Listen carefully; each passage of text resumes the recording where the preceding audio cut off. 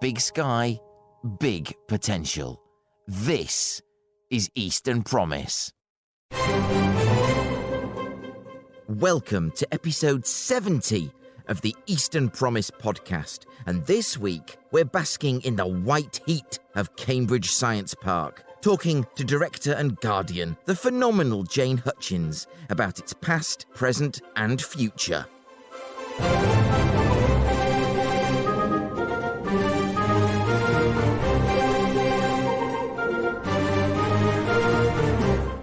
Trinity College was established by Henry VIII in 1546, and, centuries after the portly Tudor noggin chopper created the Trinity Endowment, the college created the UK's first science park, on a fallow farm on the outskirts of Cambridge.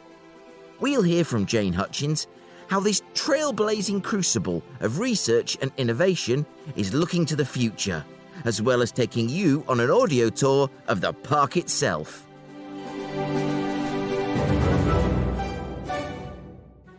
And finally, the schools are out, the sky is blue, the kids are bored, and so are you. But help is at hand. It's a public service. It's CROWDSOURCERY.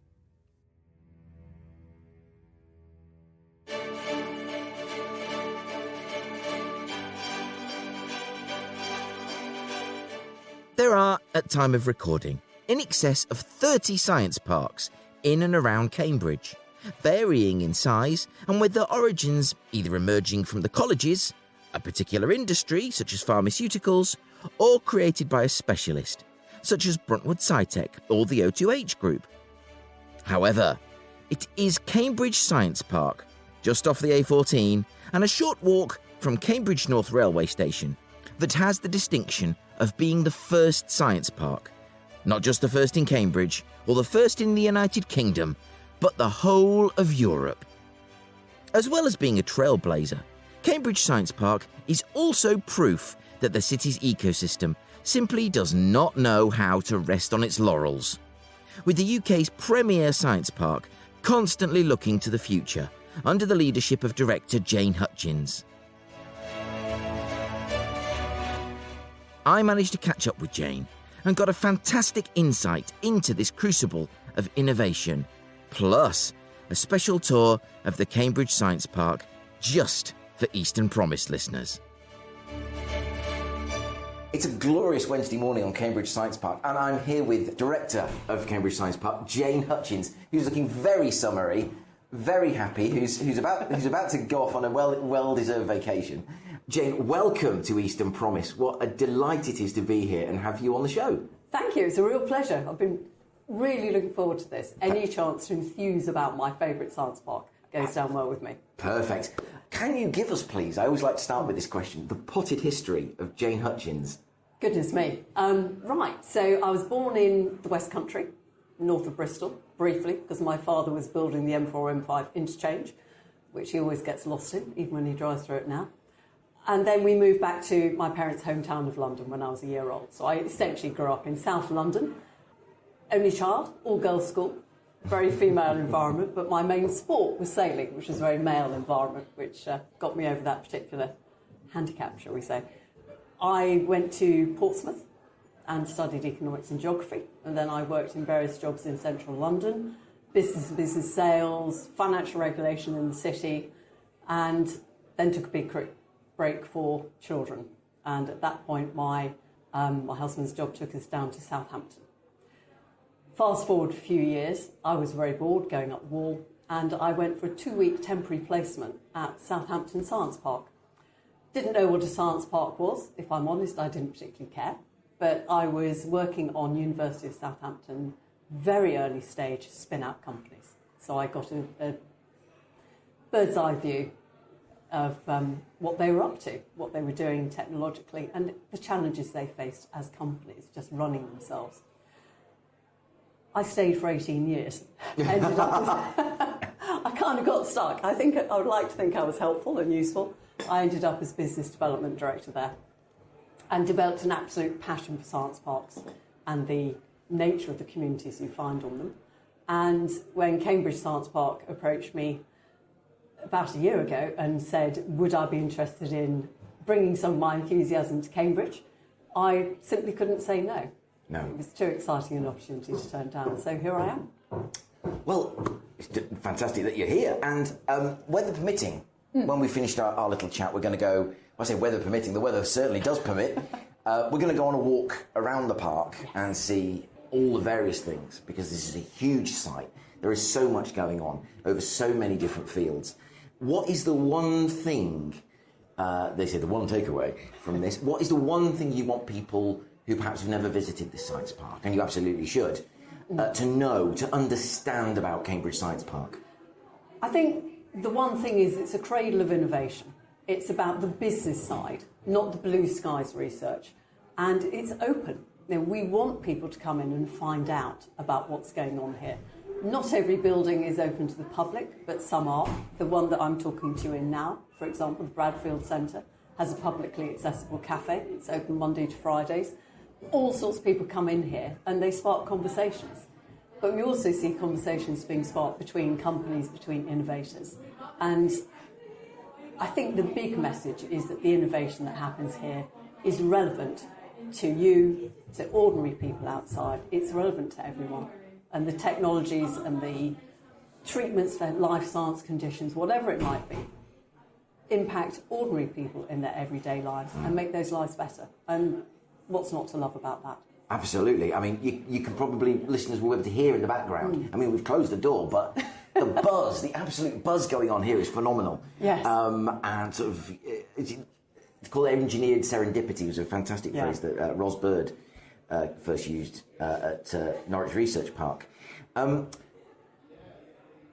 What difference does it make, and what does it mean to you to have, and I think this is the only one where this is true, the name of the city in the name of your park?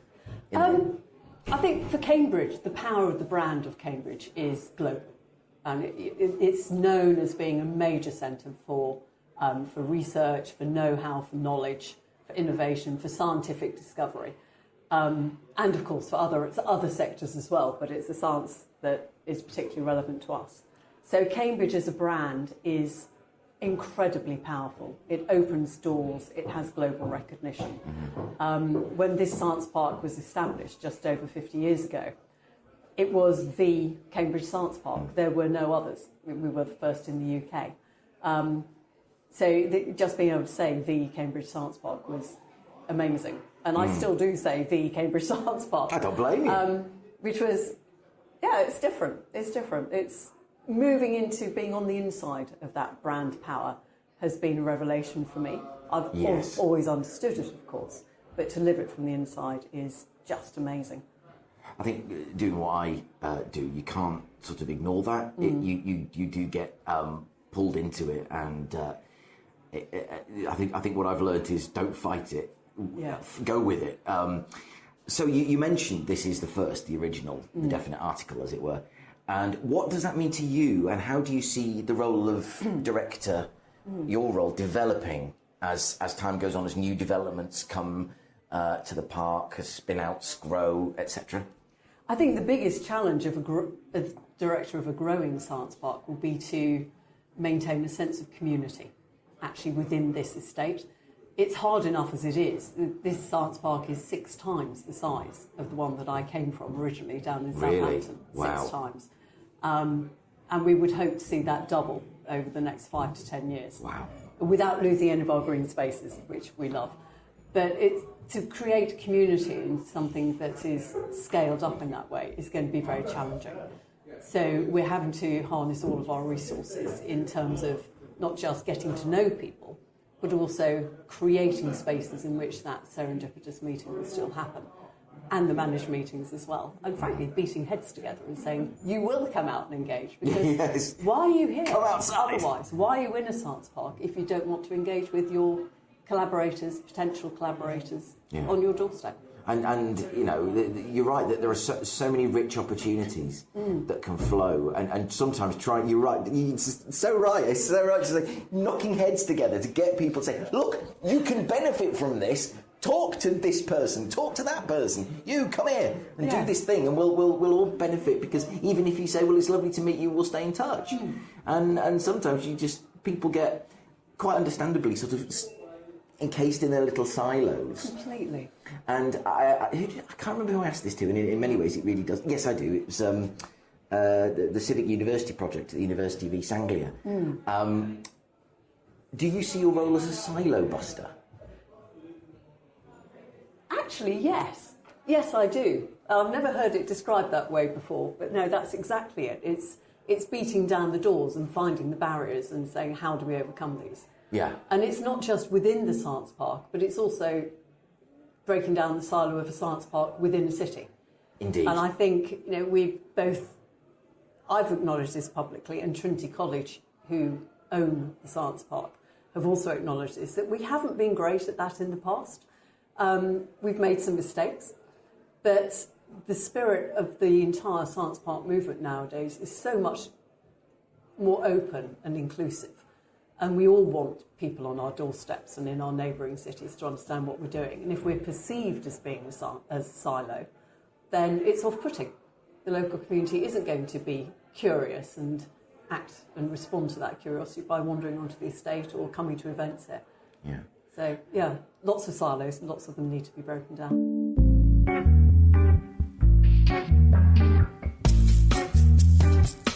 I feel slightly guilty because I've put my questions in front of you. I can see you trying to read them upside down. Like I should have. Sneaky. I could have. I should have really. Should I have given them to you first? No, that one, no. Yes, maybe. Now, you bring me on, and I'm going to have to find the actual question because I'm going to jump ahead. Oh, right. Because you've here it is, number 12. Because you kind of really neatly linked me into that. Now, the UK Science Park Association Yes. Recently published polling. Is it polling or polling? Polling? We'll go with polling. I hate it, but we'll go with polling. That indicated the public are sceptical about the benefits of spending on research and development. Yes. Now, cards on the table, I don't think that's true. And if it is, then it's ridiculous. Because science basically has not, within the last 5 years, rescued us from the purgatory of endless Teams meetings. And I hate Teams with a passion. It's my nemesis, because I'm very bad at using it. How short memories are. Now, that's my bias out there. How do you react to the idea that the public are... in a cost of living crisis, I can kind of understand it, but... Yeah, completely. What's your thoughts? I'd heard that as well. I'm not surprised so much, because I think a lot of people who do research often do it for its own benefits and their own passions. And it doesn't mean that they're necessarily very good at telling the story to people outside their immediate circles. And it's telling that story that we have to do better. The pandemic was a marvellous opportunity. That's probably not the best way to put it, but it was a. No, but I see what you mean. There's an opportunity in every crisis. There's the number of people who've said, "Well, we started in the pandemic." Yes, precisely, and the general public suddenly saw daily on the daily news updates from Chris Whitty and his team, scientists saying, this is how we are carrying out research, this is what we've learnt, it looks like we need to go down a certain path in order to protect people or in order to develop mechanisms for slowing the spread, in order to develop vaccines, therapies. Science was at the head of the news all the time, in a positive way. It was a very frightening situation, and it was a very upsetting and distressing situation for everybody, but we all saw science desperately trying and ultimately succeeding to find a path out of the pandemic. A friend of mine, who I won't name, years ago was science editor of a national news channel. And we were chatting one evening and we said, why is it that the scientific, particularly the health stories on the national news, are scarce stories? Yeah. And he said, well, we sit and we read all the research papers that come out. And we say, oh, that sentence makes a good headline. He said, we have such a short opportunity that all we can do is pick out the sentence. And if it's scary, we get higher viewing numbers. So I think the way science is portrayed is not necessarily, or scientific knowledge is portrayed in the media and elsewhere, is not necessarily helping the cause. No. So, yeah, I can see that during the pandemic, people wanted government to throw a huge amount of money at science to get us out of the crisis. And I have certainly seen that, particularly in the context of the cost of living crisis, the public appetite to see taxpayer money being spent on scientific research, where the benefits aren't always clearly explained, would be lacking. I think the current inquiry that's looking into COVID, where you had George Osborne and David Cameron recently being interviewed on the news, and I don't make this in any sort of political judgment, in my view, but they were openly saying, well, in government we have to make decisions on funding. It's not always easy. So I don't know how to square the circle. No, but it is of concern if the public are not seeing the benefits to them and to the economy, and indeed to the world and climate change, of scientific research. I think I remember, it was not my phrase, but discovery is a benefit in itself. Because, as you say, you never know where it's going to lead. 3/5 of the company on this science park originated here, in this city. Now, that sounds like, when you say it out loud, some might think, well, of course they did, but this is the number 3 global hub for science. This is the number 3 spot in the world under, top 2 are America, then it's Cambridge. Yes. Wow, that's incredible. And to have so many here rather than coming from outside and wanting to get that hold of the flagpole and tied to the brand. I think that's amazing. Why do you suppose how have you achieved that, and how are you sort of managing that, and how has it happened that way, I suppose I'm asking? I suppose it all dates back to what's called the Cambridge phenomenon. Books have been written, journalists have opined on the subject, but back in I think it was 1963, Harold Wilson, before he was Prime Minister, made what is still judged to be one of the most significant political speeches of the 20th century. And he referred to the need, I'll paraphrase it, I'm afraid, the need to embrace the white heat of technology. Yes, with the white heat. Yeah. A phrase we're all familiar with. It's become common parlance, but he was the one who coined it and made this transformatory speech, saying we've got to basically stop looking back to our old industrial heritage, embrace the white heat of technology and the benefits it will bring to the future economy and society, and move forward. And that was back in the 60s. Yeah. Around the same time, Cambridge University also looked across the seas to America at what was beginning to happen there with the very first science parks, an embryonic concept, and thought this is a really good way of gaining impact and reputation for the university. And they changed their culture.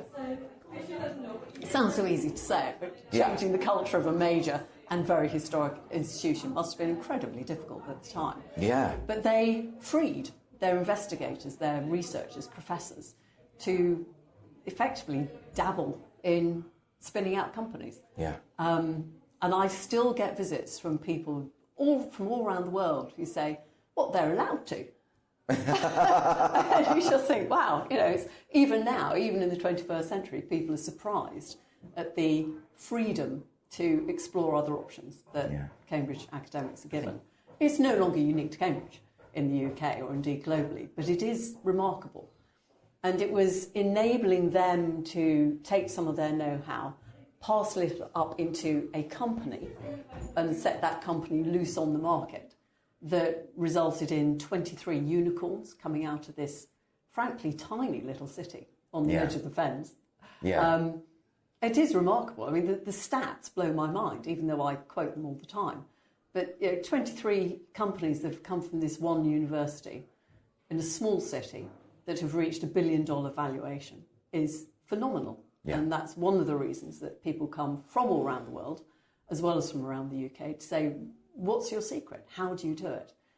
And I think at the heart of it, it was Cambridge taking a very liberal and forward-thinking approach. Yeah. It was Trinity College saying, we have an old farm on the edge of Cambridge that was given to us by Henry VIII in 1546 that could do better. It wasn't really being actively used as a farm in the 70s. It was it had railway sidings on it and broken tanks that had been after World War II. So it wasn't a particularly attractive site.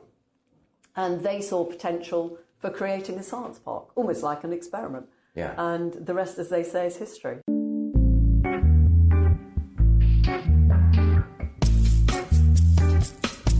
excites you most? How can I forget this one? What excites you most about the future of this park? Oh gosh, the vision, the overall vision for the redevelopment of it.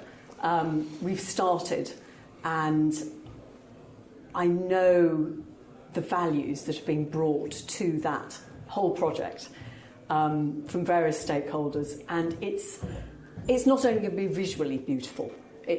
We're looking at densifying it, significantly expanding the floor print, the amount of space here, which is necessary because Cambridge is full, and there is a lot still to be done in terms of the businesses that are here or that will originate here or that will come here. We have to house them. It'd be great to be the housing location of choice for those businesses. All businesses need a home. But the standard, not just for people walking through the science park from the local area who will continue to use our green spaces because they will be enhanced and not reduced through this process. But for the people working in those buildings, modern interiors for office fit-outs and lab fit-outs are so employee-centric now, and they are considering things like neurodiversity in the design of a floor. It's just incredible. There'll be healthier places to work. And the fact that it's all around sharing the excitement, sharing the journey, bringing people in, engaging with people on our doorsteps to inspire them to have careers in science and technology, which they might not have considered previously. To move from the science park being a place that is apart, that is other, that's not their Cambridge, it's somebody else's Cambridge, to bring that or turn it around and say it's a welcoming and inclusive environment, and it's an inspirational environment for everybody. I think that's just, it can't be beaten. No, I think, I can say as an outsider, if I can call myself that's something I feel like you achieve. Thank you. It's fantastic. Yeah. And we've got a Secretary of State for Science currently, yes, and a Science Minister too, who are both MPs from this region, both MPs from Norfolk actually. Yeah. But what would you like to see, whoever is in government, where would you like to see that spotlight turn in terms of, not just, look at Cambridge, look at Cambridge Science Park, but in terms of their approach to investing in innovation. For what it's worth, from my point of view, I think it's not to be afraid of saying, we tried it and it didn't work. Let's learn from that and do something else. Not, we have to get this right because we'll be pilloried for it. Yes, it's that's a huge question. Absolutely huge. Well, we asked the big questions here, and we asked them of the people who we know will know the answer. No pressure there then. So, what do we want to see? I think from government is create the environment in which we can deliver what the country requires. So it's a key tenet of government policy is to develop the UK as the global hub for science and innovation. That's now been turned into the hashtag scientific superpower. Yes. And it's gaining a lot of traction. Yes. So what we need to be able to do is to deliver the accommodation for those companies.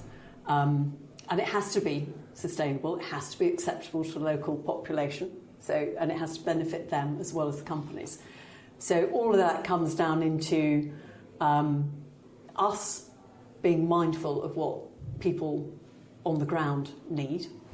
I'm thinking about the master plan we developed for Science Park North, Cambridge Science Park North, which has been extensively canvassed with local people. And initially we did a survey and their feelings were a bit mixed. Once we'd engaged with them, that changed and they were positively in favour. Yeah, that's it. So is that forgive slight expression of ignorance, is that to presumably the north of the A14? It's just the other side, yes, near Histon Impington. Mm-hmm. So at the moment, it's a master plan. It's something that we perceive that there is a verified need for around Cambridge, which is accommodation for mid-tech rather than high-tech. So if you think of Cambridge Science Park as being the home of high-tech spin-outs, those spin-outs reach a point where they need to start doing prototyping, And there's been analysis done that shows there is a real shortage of prototyping mid-tech space in and around Cambridge. Now, clustering, so the development of companies in a particular sector in close geographical proximity to each other, is acknowledged worldwide as being a driver of economic development and of success for those companies, which of course brings in economic growth to the region. You then look at Cambridge and say, well, Cambridge is nationally, if not internationally, significant in the economic contribution it makes. You know, you look at the UK, and I saw a statistic recently that £1 in every 9 generated in the UK comes from Cambridge. And it's just, again, it's one of those mind-blowing statistics. I'm glad I'm recording this, because I thought, where's my pen? I must write that down. And I'll explain why a bit later. So I think we better get out on Shanksy's pony while I've still got some time in your diary. I think that's great. The sun is shining. Well, the sun's still shining.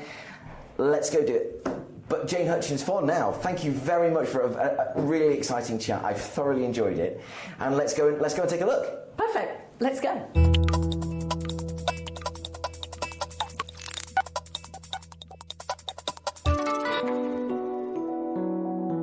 So we're out behind the Bradfield Centre. We are. In the lovely seated areas. There's people working out in the sunshine. Jane, where now?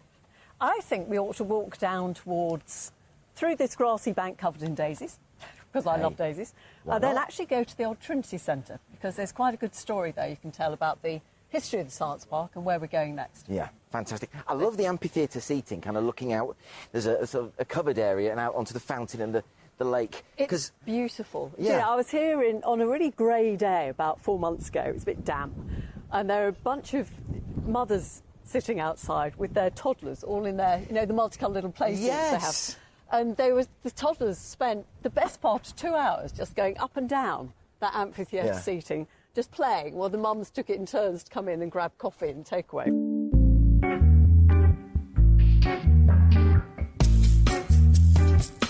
You were asking where do we go next. So this is a large open green space there. It's crying out for development. There used to be buildings here that housed companies. They reached the end of their useful life and they were removed. So we've got a green space and a very unattractive mound of broken up reinforced concrete. Yes, I mean, when I say beauty is in the eye of the beholder, I don't think you'd find many beholders who'd say that was beautiful, unless they were thinking about either A, selling it, or B, what they can do next. Indeed. Which is where the excitement comes in. It is absolutely where the excitement comes in. So that concrete, which is a bit of an eyesore, is also a very important part of our vision of the future, because that contains carbon. That's the remains of the frame of the previous building, that we looked at the cost of the carbon that's embodied within it and said we cannot get rid of it because the cost is too high in carbon terms. We will keep it, retain it and use it in the groundworks for the next building. Absolutely. So that's sustainability in action. Yes. So I think a lot of what goes on, particularly in commercial property, in terms of sustainability and climate change, is invisible. It's things like insulation, it's things like removing gas boilers, which we've done quite a lot of. We do it opportunistically when we get a building back at the end of a lease, for example. So we're doing quite well on that side. But nobody can see it. So unless we actually shout about it, no one knows what we're doing. So we're quite proud of our rubble mound. Yes. Although I was very distressed when I first arrived and saw it, because it's quite ugly. It's a very good story, because it's saying this is what carbon management looks like in reality. There you go. And it's visible. And Absolutely. it's a great hook for a conversation. It is, because it worked for me, actually, because I did an interview with the East of England Local Government Association, and Matt Stewart, who's one of their policy managers, who is a self-avowed fan of brutalism. So when you said it's not very attractive, I thought, I don't know, Matt might find it attractive because he's being a fan of brutalism. But I mentioned, because we'd spoken before about the mound of concrete and why it was there. Yeah. And he was like, oh, right, that's why it's there. Ah, brilliant. And it's kind of like, makes perfect sense now you mention it. Yes. But you're right, you've got to tell people. I probably ought to put a sign up on it, but... So, next door to the Trinity Centre, just poking through the lovely bank of trees there, you've got the top of one of the newer Cambridge Consultants buildings. Yes. Now, you were asking, why is Cambridge so successful? They are one of the reasons. Yes. Cambridge consultants are a technology consultancy who've been here more or less from the beginning of the Cambridge phenomenon. Yes. And they provide unlocking know-how. They really do. And they have provided companies that have spun out from their own organisation, but they primarily contract for other companies who are stuck and need really top quality knowledge to unlock their own innovation. And that's what Cambridge consultants do. They really do, having been around the bits that I could see. Yes. I must approach them to do what we're doing. But Yes, you know, should. the things that I saw were amazing, and you just thought, oh wow! I mean, mobile phone towers on drones the size of 747s, and they're showing me like, this is the size of one of the mobile cellular bits and pieces. Yeah. I'm sure I'll think of the word later, but one of the transmitters. Thank you. AI drones that flying in formation around through an obstacle, and you just yes, it's wow. amazing to see, isn't it? Yeah, because they're working it out. The drones are working it out themselves, and they're thinking. Yeah. It's AI that's doing the thinking, but to see them navigating not on a programmed path is absolutely fascinating, because they actually dither slightly, don't they? Yes. You can almost sense the cogs working while thinking, how do we get through this? And how do I get my team to follow me? And they did a little dance, don't they? Yeah. When they get it right. Yeah. It's like, ooh. Like bumblebees do when they're sending communication waggle signals. dance. Yeah, absolutely. And although I have to say, I went around some of the bits of the Quadrum Institute where it's like, yeah, we don't go in there. That's nasty stuff in there. Oh, yeah. But I was actually more worried. We were standing behind the mesh watching these drones thinking, what am I going to do if they turn on us, turn on their human masters? Well, I think you've read too much in the news. You need to calm down. We're going back to these mad scientists again, yes, aren't we we? go back to these mad... Well, yeah, watched Jurassic Park one too many times. But there's a lot of glass I can see. There is a lot of glass. So this is new. All stretching down in an arc from our left to our right. Yes. Now, Roku's over there. I've been out on that very terrace. From left to right, you've actually got MathWorks first. Oh, right, sorry, MathWorks first. Beg pardon. Very loosely described as Excel spreadsheets on steroids by one of their team recently. Phenomenal amount of work that goes on in there. Next door to them is Roku, the TV streaming, pause for a van, TV streaming service. Now, Roku's interior fit-out is such fun, because they've actually worked on, what sector are we in? Media and entertainment. So each floor has a different theme, doesn't it? Yes, it does. My favourite is the James Bond floor. I didn't see that one. I went straight to the top, Ooh, and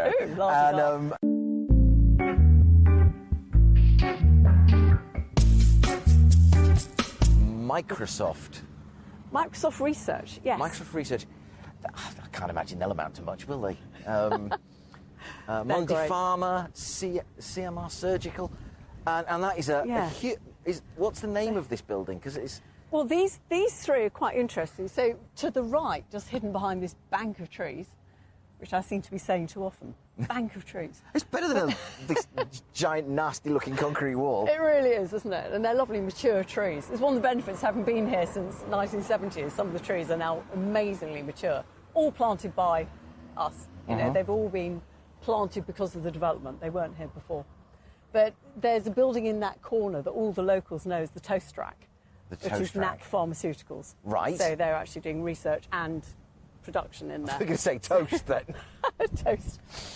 But it's a bit like Thunderbird's building. It has that concrete exoskeleton interspersed with glass. We'll see it in a minute. Yeah.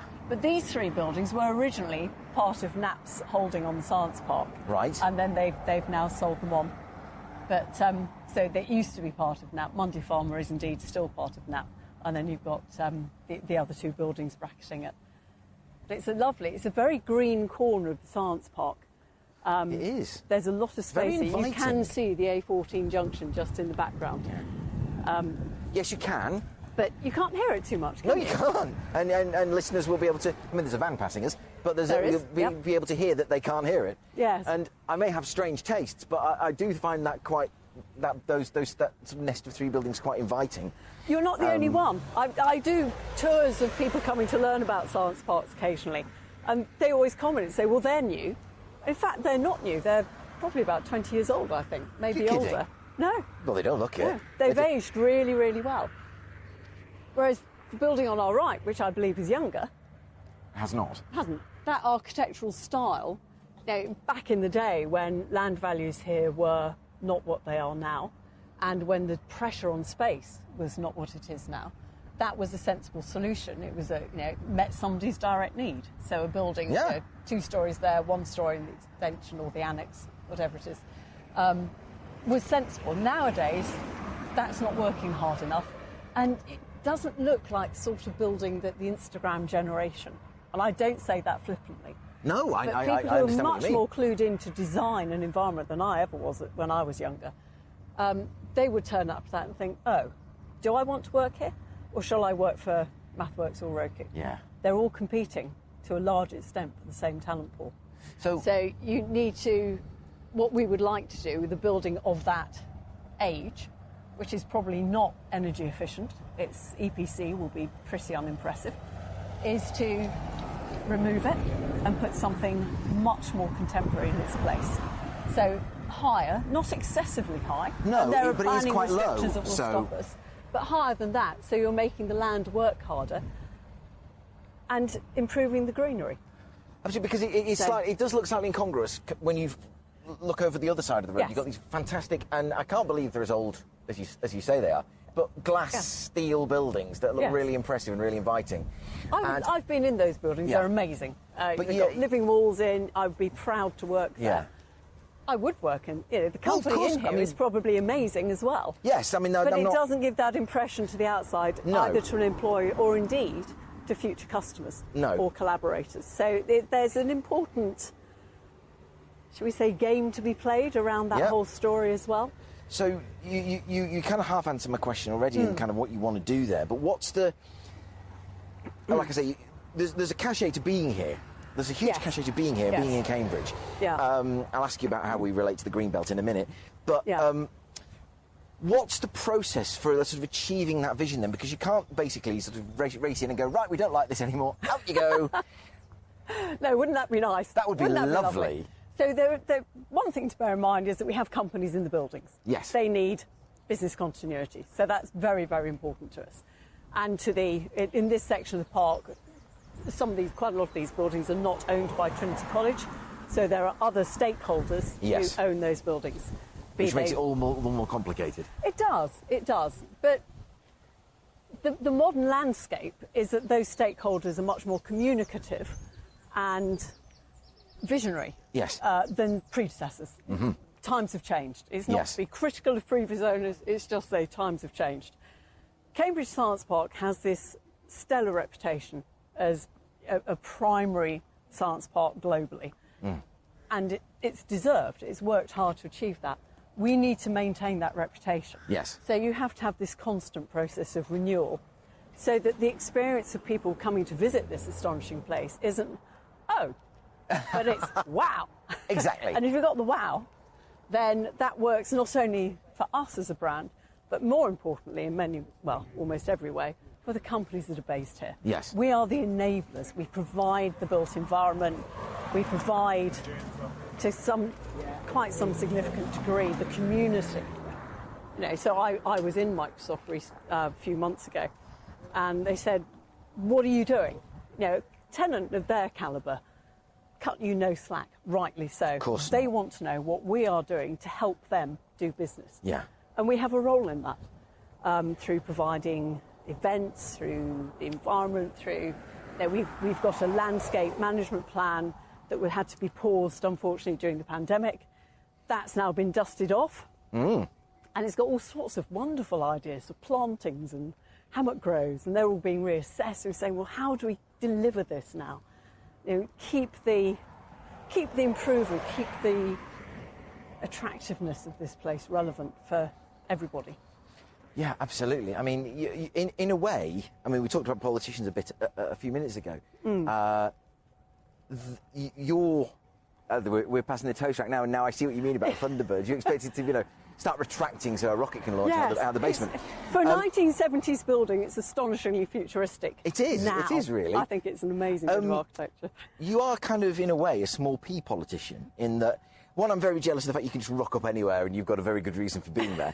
Yeah, I'm here. But you're right, because I remember no less a personage being at a meeting where no less a personage than Matt Hancock, which kind of invalidates it. But Matt Hancock said, this is so true, and I've always remembered it, politics is not about gratitude, it's about what have you done for me lately. And that's kind of, with short-term memories. Well, when you've got a tenant like Microsoft who know the value of being in Cambridge, but they also know the value of the name Microsoft, it is very much that relationship of what have you, Cambridge Science Park, done for us, Microsoft, lately? Because we know what we've done for you. We've just been here for a start. So you've got that management job of various different brands with different identities and a different consciousness over what they bring. Yes. And you've got to manage all that. That's a hell of a task. It is, and particularly on an estate of this size, and with the diversity and the sheer... Should we cut through this way? Absolutely. Through the greenery. But through the sheer range of companies, because we do house the complete range, from pre-revenue startups through to Microsoft. Massive organisations. Absolutely. So meeting their not conflicting but diverse needs is quite a challenge.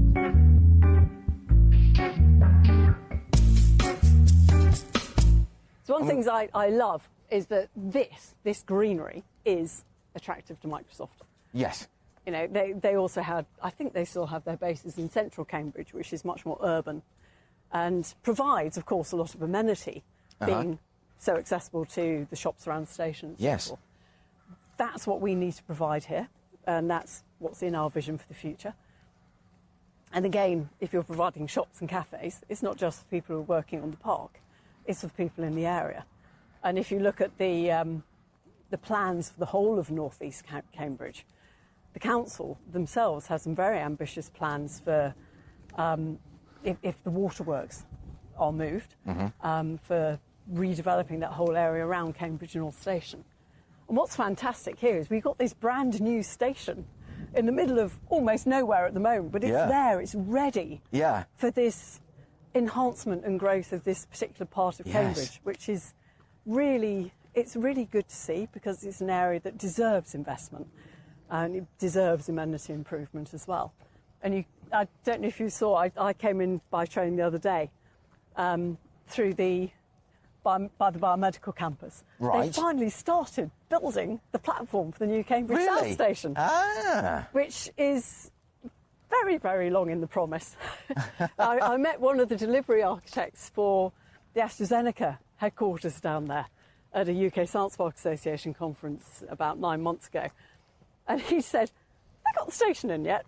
Well, not yet. Yes. But I know it's in the works. And to actually see the very white, shiny new slabs of concrete that are the base of the first platform to be going in was very exciting, I have to say. So is that one step on from the centre? Yes. Is it North, Cambridge, South? Yes. Right. So you've got the original Cambridge station, then Cambridge North was opened, I think about 2 years ago, and then Cambridge South is now incoming, which will really help people getting to Addenbrooke's, Papworth. Yeah, that's Rosie, exciting for me. Biomedical campus, my house. Exciting, even I have more skin exciting in the for game you. with that one. Exactly. I can walk to the station or cycle. So, no, it's very exciting. And there's a big employment focus for the South City that's not as well served as it could be.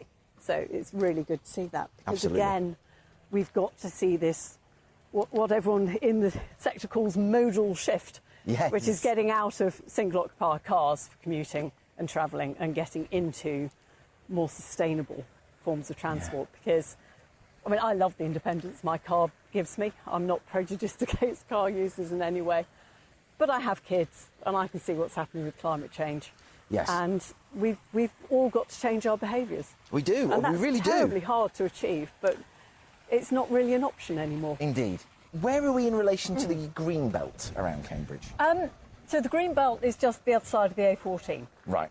So This science park is not and has never been in the Greenbelt, but we're very proud of our greenery. No, I'd say it's... And, I mean, just standing here back at the Bradfield, we've got the waterfall playing. It's just, it's lovely. We could do more. That bank of very tired leylandii, 1980s monotonous planting. That was the fashion back then. It's not only unattractive because they have gone a bit wild, it's also not good for biodiversity. Right. So we're conscious that we need to keep working on improving the biodiversity. And actually, where we've walked, we've gone through sort of monoculture almost of a hedge plant all around a particular building. Now, the one around the Royal Society of Chemistry is housing wonderful birds' nests, which is great, but it's not generally good for biodiversity. And you've got to look at enhancing that because it's the right thing to do. And new developments expect you to. It's actually enshrined in the consent, so you have to look at biodiversity improvement of a certain percentage. So there's a legal drive to do it as well.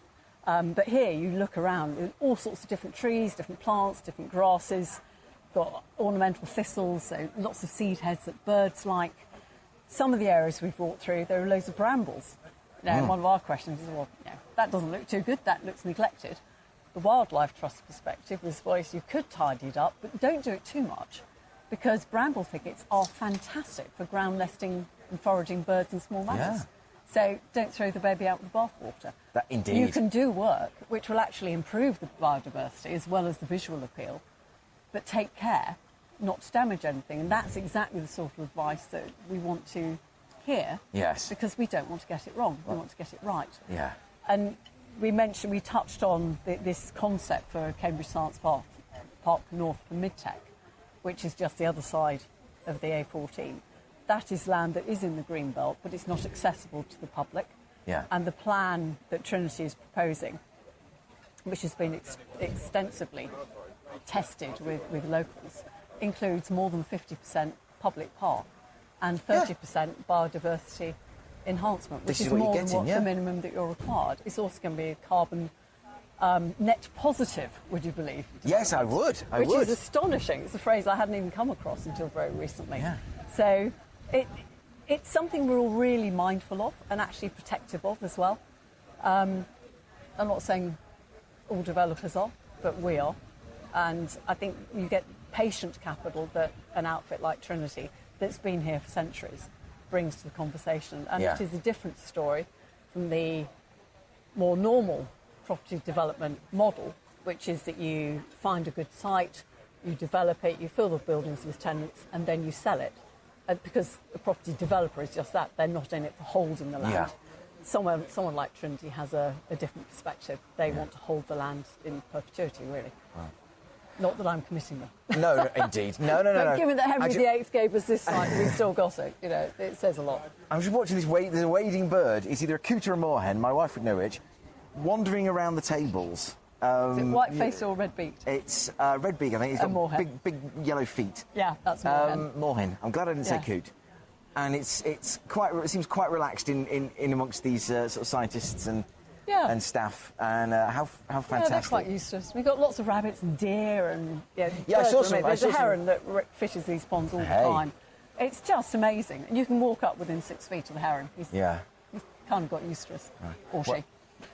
Jane Hutchins, what a wonderful walk, what a wonderful tour of Cambridge Science Park. I've thoroughly enjoyed it. Good. Seeing new bits that I didn't know were there, going, oh, that's where that person is, sort of making connections. And to know that you're not just saying, it's Cambridge, take it or leave it. You're saying, it's a constant process of iteration, thought, development, and that's a wonderful thing for the city. It's a wonderful thing for the region. All power to you. Eastern Promise will always support parks like this because it's so fundamental to the future of not just Cambridge, not just the east of England, the world. And that sounds slightly grandiose, but I'm going to roll with it. Jane, thank you very much. My absolute pleasure. I've really, really enjoyed it.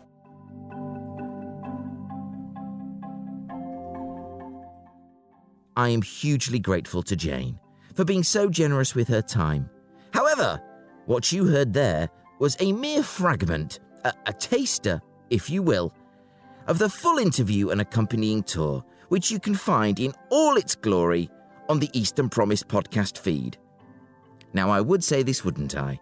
But a listen is well worth your time. 'Cause I had a hoot, and so will you.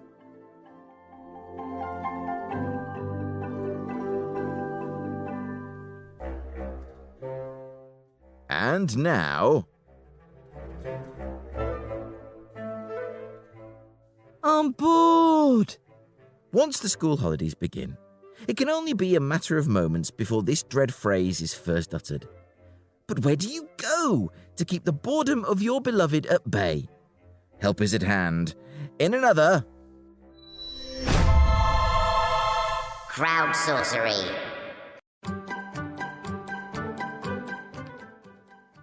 Yes, CROWDSOURCERY. Constant and true friend of the show, Michelle Chambers, Business Development Manager at Chaplin Farrant, leads us off with a vote for Raw Dinosaur Park. Says Michelle, I might even be one of the first in a private public party today to ride their first pneumatic and hydraulic rides at the park. A new £0.5 million investment into the park for summer 2023. I'm a little over 18, but does it matter? No, Michelle, it does not. And she adds, Chaplin Farrant are very proud to be part of the design and planning processes on the park's expansion over many years. Now, this piece of public service is not lost on another crowd sorcerer of long standing, Dr. Penny Hundleby, Senior Scientist at the John Innes Centre, who says, oh, that's good to know. Haven't been in a while. We'll add that to the summer list.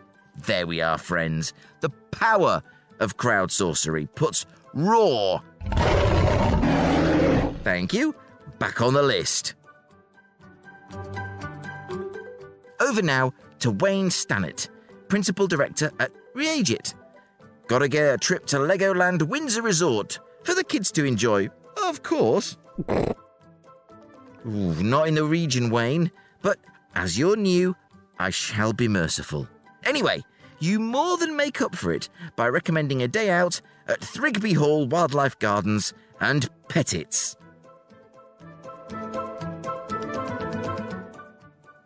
From wildlife to sea life now, as Claudina Johnston, Marketing Director at Source Bioscience, recommends the Sea Life Centres in several coastal locations, e.g. Hunstanton. Fiona Walker, founder of ParleyConnect.com, Government, Public Affairs and External Relations Consultancy, recommends Pensthorpe and Gressenhall Rural Life Museum, both great for a day out with younger kids. Also, the beaches at Wells, Holcombe, Brancaster, fabulous for the family. Bike hire and ropes course, all good fun at Holcombe Hall. Another friend of the podcast who's fizzing with suggestions is Jack Weaver, Chief Operating Officer at the Norfolk Chambers of Commerce. And check out his History Biker channel on YouTube. Says Jack, our children are 3 and 4 respectively, so next year will be the first, oh, we have 6 weeks to fill moment. Nevertheless, one of the myriad soft play centres can keep them occupied for several hours, like a toddler UFC ring most of the time. They're happiest outdoors, though, so the annual pass for the Zoological Society of East Anglia, that's Banham Zoo or Africa Alive, comes in handy. And here's a scoop, I'm pleased to announce that Eastern Promise will be dropping in on the Zoological Society of East Anglia very soon. But I digress, and Jack continues. For a free day out, we gravitate to Linford Arboretum. Just about anywhere in forestry England, Thetford Forest, Wells Next the Sea, Southwold, or, if all else fails, a longer trip to see their grandparents on Mersey Island in Essex. Now, another vote for the wonders of Southwold comes from consultant Kevin Keeble, who praises its beach, pier, arcade games, ice cream, boating lake, model boating lake, putting golf, ferry to Walberswick, crabbing, and fish and chips. And yet another shout out to our magnificent coastline comes from Neil Griffin, inspiring knowledgeable business support across the UK's leading provider of innovation spaces. Felixstowe Pier for arcades and also swimming. Another public service announcement here from Neil Griffin, Felixstowe Carnival this weekend. Tarquin Bennett-Coles, meanwhile, senior partner at SCI Partners, advisor for Guynai Me Limited, pro bono mentor for the Homerton Changemakers, and careers in healthcare supporter for the MBA and EMBA students at the Judge Institute, gives a mahoosive shout-out to Shepworth Wildlife Park. Says Tarquin, "We have always gone there as a family, and with friends close to Christmas time too. Wonderful circular route with lots to do, amazing mix of animals and set up to support creatures who would not be able to survive in the wild." Very important stuff there. Thank you, Tarquin. But lastly, keeping things simple, is Karen Clark, Head of Communications and PR Practitioner, who says, "Bucket, net and here," indicating a link to dogfriendlysuffolk.co.uk, with listings including Walberswick Beach. So the kids may be bored to tears, but the dog is absolutely loving it. And who can say fairer than that? Thank you to all this week's crowdsourcerers. This truly is a public service where we share what we love so that others can discover it too. And on that note, the shutters go down on episode 70 of Eastern Promise.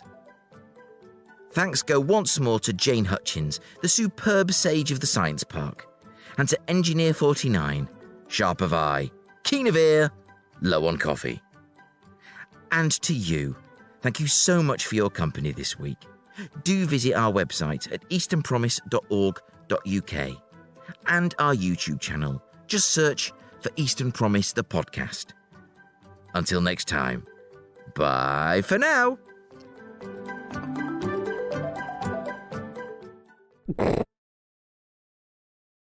You can contact Eastern Promise and find out more about what we do by visiting our website, easternpromise.org.uk. Eastern Promise is a Priors-Croft production on behalf of the Eastern Promise East Anglia Community Interest Company.